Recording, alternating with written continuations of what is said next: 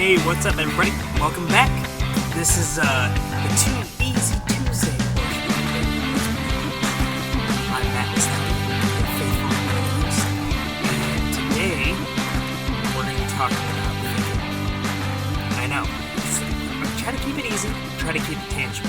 And so the balance and the struggle, I guess you could say, with this one is going to be keeping it tangible and making sure that you understand the tangibility of what it is that we're talking about. I had this thought when discussing meditation and what the struggles are with meditating, and thinking about the purpose of things and of the purpose of meditation and why it is one does it and the different motivations that people use to do it. And that got me thinking about purposes, generally speaking, and the purpose of these is to provide you with tangible approaches and techniques that you can use day in and day out to help you get to where you want to be from where you're at right now.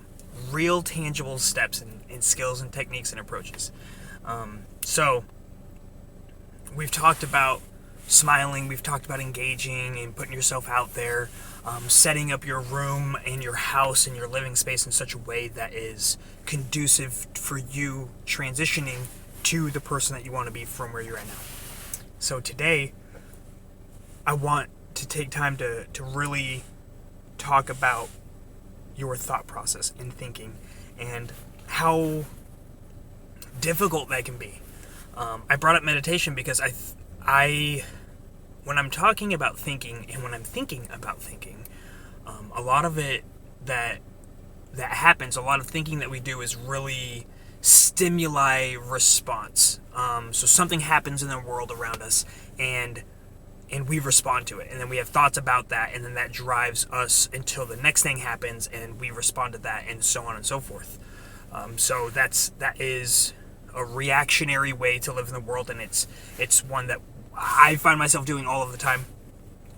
There's a lot of stuff that's happening, and you can't control a lot of the things that happen in the world around you, but you can control the way that you respond, right? And so, but in order to do that, you have to think about the way that you think about things. So that is what the goal is here today. And actually, if we go back to previous week's episodes, we discussed the gratitude journals, and we discussed the importance of when you're setting up your environment in such a way you can bring the gratitude journals in and stack that on or piggyback that on to another habit or something that you do every day anyway. And the gratitude journals, it could also be a target setting or a goal setting, if you will, type of journaling entry and affirmations and whatever the case is, whatever you're using it for. But that's actually the thing that I wanted to have you consider today, is to write down some affirmations about yourself and write down some goals, but do it in a way that is affirming in that morning. So I'll just use, for example, like what I like to do is sit down with my cup of coffee in the morning and sit down and write. And so I'll write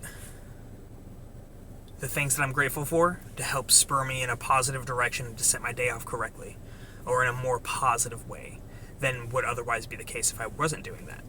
And then once I get that positive train rolling, then I can look at who I am and the importance of that, and framing my goals in a way that is that I am successful, and specifically in whatever way, like I am a loving husband, I am caring, I am nurturing, and we'll get into that more later, just the power of affirmations and how it's almost like you set a bar for yourself, a standard for yourself, that you then, once you say it and you continue to say it, you are setting a bar somewhere high, and you are having to live up to that.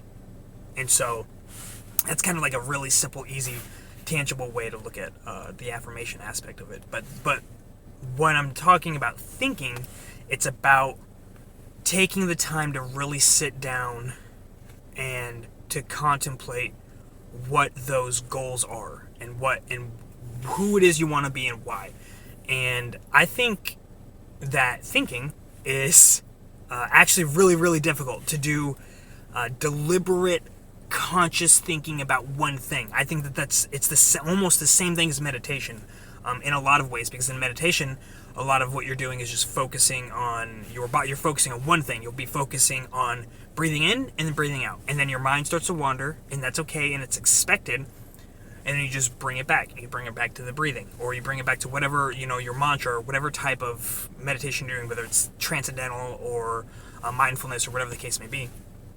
But you keep bringing it back. And so I view this as the same thing. And it's a skill where the more that you do let's just call it deliberate thinking. The more that you deliberately think, the better you're going to get at it. And it's the same thing with meditation. So if you do this every day and you do 15 minutes of deliberate thinking where you're consciously sitting down and you are giving it the importance of time and energy every day, that is imbued, that is carved out in your life, and it is like in stone that this is what you're doing for this time, and that your skill in that area then increases, and you're more, it's just like everything else, especially with goals, you're more likely to accomplish the goals that you have if you write them down. And I think for me, there's a validity to actually writing something down, and maybe typing gives you the same. I think that there's something visceral about writing that I like, and it's when you're giving specifics, because I can think in my head, okay, with Burn Your Boats, I want to be successful. I want to have 50,000 downloads per episode per month. I want to have, in my head, like I'm doing this already. I'm doing a better version of what I'm trying to portray right now, because I do this all the time. I think I want my show to be popular. I want to have a stream of revenue coming in where the show is self-sustaining. I want to impact people's lives. But when I put pen to paper, I get specific and I get deliberate with it, and it allows me to be clear about what it is that I'm trying to do and what I'm trying to accomplish. And so when I say I want to change people's lives for the better, I want to be a positive impact. I want to be remembered for helping people to find their true passions and to having them live with fewer regrets than they would otherwise, right? And then now we're getting specific. We're getting into it. I'm deliberately sitting down and writing these down. I want a revenue stream. I want 10,000 paid subscribers, whatever it costs, and I want that there. And so then I make the money, I make the financial side of it. I want to be able to provide my family with the type of living that I didn't have growing up. And through that, I want them to be able to go to these schools, and I want to be able to provide them in these extracurricular activities. I want my daughter to do horseback riding, which she's doing right now. I want to be able to provide her with even better gear and be able to give her multiple lessons a week instead of one, and all of that kind of stuff. And you just get specific with it, and you're using that time to deliberately think through your priorities and what matters to you.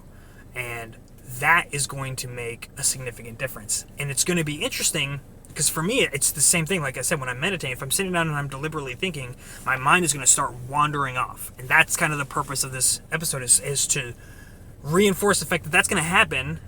And when it does, it's just, you have that time carved out to allow for that, to allow your mind to wander, to accept that as that's okay, and then to bring it back in and put more time and focused energy into your deliberate thinking about your future and what it is that you want out of life. Because we're doing all these steps, and I'm teaching you all of these skills, and I'm bringing these things to the forefront, and things that you likely already know, but I'm giving voice to it. And now I'm telling you to give voice to yourself.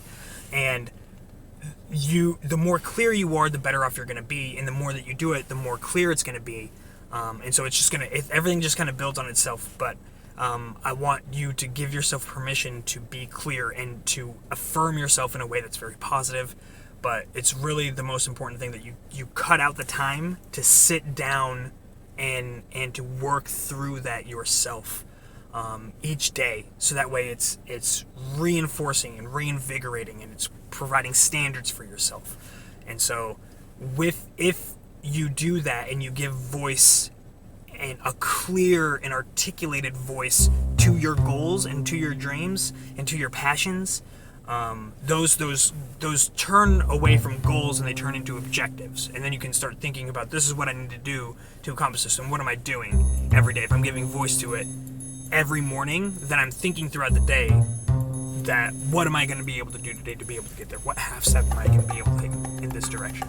And so this gives clarity to the purpose behind the rest of the skills. So I'm happy that we're able to do this one today.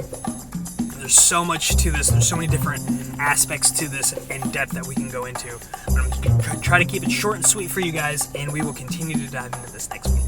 I appreciate all of you. I love you. Thank you for coming back, and I can't wait to see you here again tomorrow for That's What You Get Wednesdays.